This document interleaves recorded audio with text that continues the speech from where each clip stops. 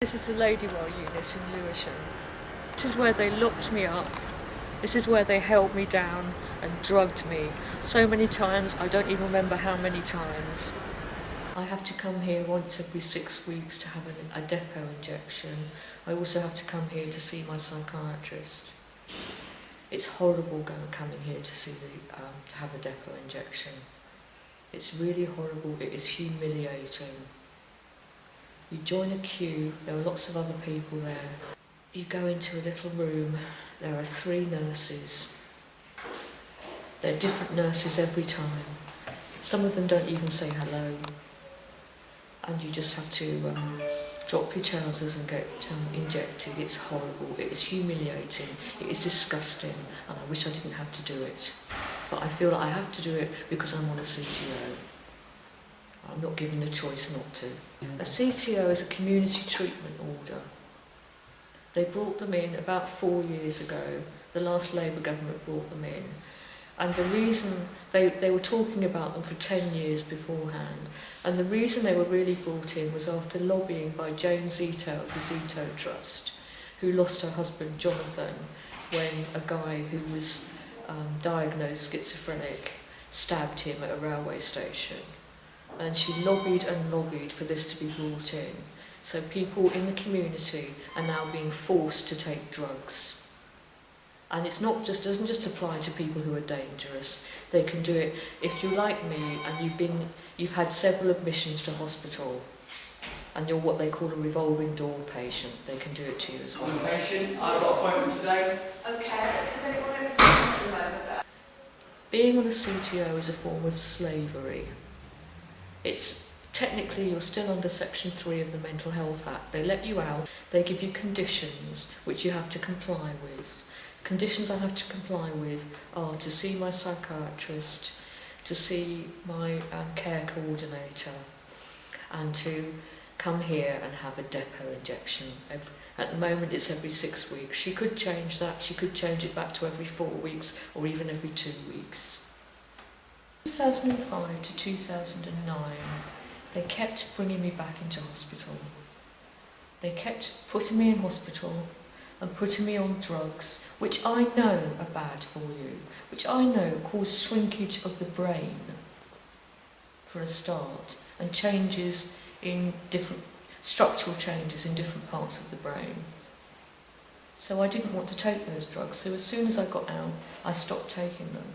And when they found out that I stopped taking them, they pulled me back into hospital again. And I don't even know how many times they did it. In 2009, they did it 3 times. And after that, they put me on this CTO. And I've been on the CTO since the very beginning of 2010. The first year I was being made to take the injection every 2 weeks, and I couldn't even get out of bed. I'm an active person, I'm a creative person. I couldn't even get out of bed until about 5 o'clock in the afternoon. Some days I didn't even get out of bed at all. And they thought this was an improvement. I'm not recovered now because I'm still taking this stupid drug which makes me feel awful and which actually impairs my thinking. I've got a master's from the Royal College of Art. I can't do my art. I can't do yoga, which I used to be quite good at. When they put me in hospital back in '97, I found doing yoga was actually really helpful. It calmed me in the midst of chaos and brutality. It calmed me. And what they put down in my notes was, keeps getting into strange positions. And they had it down as a psychotic symptom. I also used to talk to myself in an encouraging way. I wasn't talking to a voice in my head, I was talking to myself. I was saying things such as, Jean, we've got to get out of here. And the nurses caught me doing that, and they put it down as responding to auditory hallucinations. And they diagnosed me as suffering from psychosis. I've never been psychotic. and that is the only symptoms that they feel that they saw, and you've been diagnosed with that ever since, and that's what you can't escape from, or that diagnosis. I can't escape from the diagnosis, no. Since you've been on this depot injection, or any of the medication that you've ever been prescribed, has there been any time that you feel that it has made you feel in any way better? It's never made me feel better, it's always made me feel worse. And you've spoken to a psychiatrist about that, haven't you? I've tried to speak to the psychiatrist about it, but the psychiatrist won't hear it. The psychiatrist doesn't understand what her own medicines do. I used to be able to plan and have ideas and work on my own initiative at home, and I can't do any of those things. I'm forced to come here because it's in my CTO conditions that I have to come here, and if I break the conditions, the doctor can consider bringing me back to hospital. If I don't turn up for my depot, she will drag me back to hospital, even though I don't need to be there. What happens if you break the conditions of your CTO and you're recalled to hospital is, first of all, the doctor writes you a letter telling you to report to triage ward upstairs. Triage ward is the most horrible place. It's got double locked doors and people in there treat you brutally. So there was no way I was going to do that of my own free will. So because I ignored the letter, the next thing I knew, the police turned up at my house, broke into my house, and I was taken off to hospital in an ambulance. At least it was an ambulance and not a police van. If you do anything that they don't like for instance talking back to the nurses or refusing to take the medication, 5 or 6 so-called nurses will come into your room, hold you down, face down on the bed, pull your trousers down and inject you in the bum with a drug which will knock you out for most of the day. And they do this even though you haven't done anything wrong. It's supposed to be a last resort for people who are being violent to others, but they do it as a first resort. The nurses don't relate to you at all. All of the qualified nurses spend all their time sitting in the office, doing whatever it is they do in the office. There might be some very low-grade agency nurses actually out on the ward, and they, generally speaking, just sit around and do nothing. They don't talk to you, they treat you like dirt. This hospital is a very intimidating place. The management are all up at the Maudsley and they don't know what goes on here. The worst place here is the medium secure unit, the Johnson unit. I actually had to spend a night there because they didn't have a bed for me on the ward that I was supposed to be on. And the Johnson unit, I wouldn't keep a dog in there. It's a disgusting place. And when you go in there, you're not allowed to take anything with you. You're not allowed to take your handbag. You're not even allowed to take a sponge bag. I think I was allowed to take my toothbrush and my nightie. That was all. And there are people being stuck in there for months. It's like a maze in there. It's like a little warren of rooms, all with locked doors. The room that I slept in, that is totally bare, all that was in there was a bed. You're not even allowed to make your own cup of tea in there. You have to wait for a nurse to bring you a cup of tea. When I was first an inpatient, they wouldn't let me out at all. For the first 2 weeks I was stuck indoors. I wasn't even allowed down to the garden. Then what happens is that the psychiatrist grants you half an hour escorted leave, maybe twice a day. Escorted means you have to be accompanied by a nurse. So you're then faced with the problem of trying to persuade a nurse to take you down to the garden. And they won't take you. They're too busy. They're short-staffed. Any excuse not to take you. This is a human right. Fresh air and exercise is a human right. I complained about the environment, I complained about the food, I complained about the nurses, I complained about being held down and drugged, and nothing was done. Nothing's been done at all.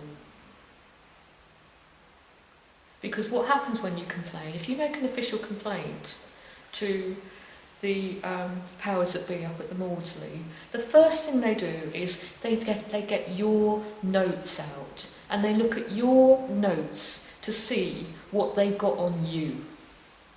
So I can't get on with my life. I don't feel that, I feel like I'm trapped in a position of slavery.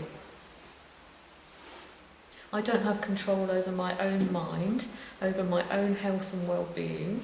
I don't have control, I don't have the choice of what goes into my own body, which is more fundamental even than physical liberty, to have that choice, basic human right. And it is enshrined in the UN Convention on the Rights of Persons with Disabilities, which actually says you have the right to refuse treatment. That means everyone. And I've been told, one of the senior social workers on my team said, oh, that's for people with physical disabilities. No, it isn't. Because some of the people that worked on that with the UN were psychiatric survivors.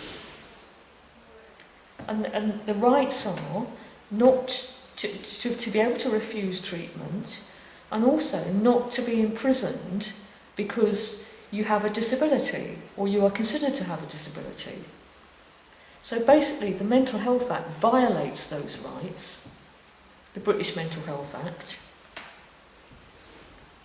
So how this government can say that they've ratified the UN Convention on the Rights of People with Disabilities, I don't know, because they haven't. How can they ratify it when they still have the Mental Health Act? It makes me very angry. It also makes me upset. It makes me feel powerless. They have enormous power, these people, and they abuse it every day. And they are racist and they are classist. Because people, working class people and black people, get worse treatment. They get the worst treatments. It's them that are on the CTOs, it's them that are on the depot injections. They say I've got schizoaffective disorder. Schizoaffective disorder, in order to have that, you're supposed to have symptoms of an affective disorder, such as depression or bipolar, but also you're supposed to have symptoms of schizophrenia, such as hearing voices, seeing things which aren't there, having strange beliefs, such as, the aliens have abducted you or something. I've never had schizophrenic symptoms at all. I've never heard voices. I've never believed things that other people don't believe. My psychiatrist says I have delusions of persecution. She said, you think we're persecuting you. Well, all I know about that is the police who broke my door down and took me off to hospital in handcuffs, they were real. And the nurses who held me down and drugged me, they were real. Nothing delusionary about that. They're under the delusion that they think it's helping you. And that's a seriously bad delusion. So I've been put on medication so many times when I've been in hospital, but up until recently, as soon as I come out of hospital, I've stopped it because I'm aware that it's very bad for you. And I've actually felt better for stopping it. I've actually felt fine for stopping it. It's not always easy because when I'm not medicated, I'm a very sensitive person. But it's possible to do without your medication. In fact, it's preferable, much preferable. Unfortunately, for the last 2 years, I haven't had any choice because I've been on this stupid depot. and so I've had to take it. But I don't feel any better for taking it. In fact, I feel worse. Because they haul me into hospital, I behave perfectly normally. They attribute that to the drugs. Your psychiatrist is trying to claim that in her mind she thinks you're feeling better, Yeah.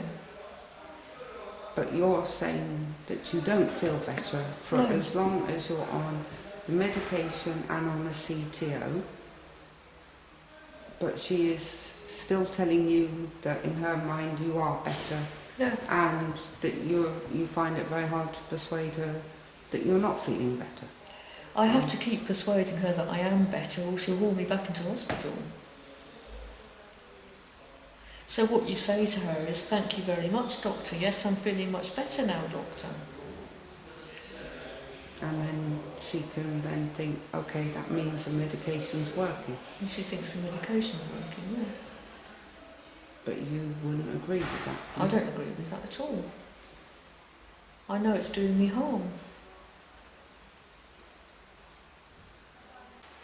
I made this head when I was in hospital, and at the time I was on a drug called droperidol, which has since been banned. I was on droperidol and Valium, and I could hardly stay awake, and I felt like my head was being squished, and that's why I did that head, to look like I was feeling.